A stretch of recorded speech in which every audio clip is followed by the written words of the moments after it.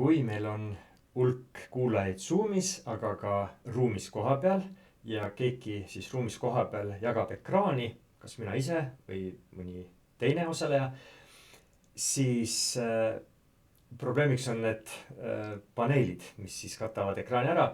Me võime üritada seda videopaneeli panna võimalikult väikseks, mis on tark tegu, aga ikkagi ta ju segab. Ja täpselt sama on ka selle ülemisega, et ta vahel, kui siin hiirega üle liikuda, läheb küll kokku, vahel on suht keerukas kokku saada, igal juhul ta segab. Ja kuidas neid ära võtta? Selle Zoomi tööriista paneeli paremas servas 3 punkti ja selle videopaneeli peitupanekuks hide video panel ja selle tööriista enda peitupanekuks hide floating meeting controls. Siin on näha ka see klaviatuuri kiirkäsk. Tegelikult tagasi saamiseks kas sama kiirkäsk uuesti või ka escape klahv, vaatame kohe.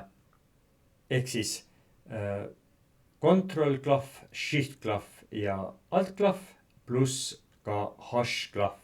Need seesama kombinatsioon shift control alt on all ja siis tooks on hash klahvi nii peitmiseks kui ka peidust välja toomiseks, aga alati võib ka peidust välja tuua kõike ja peatada tegevused escape klahviga.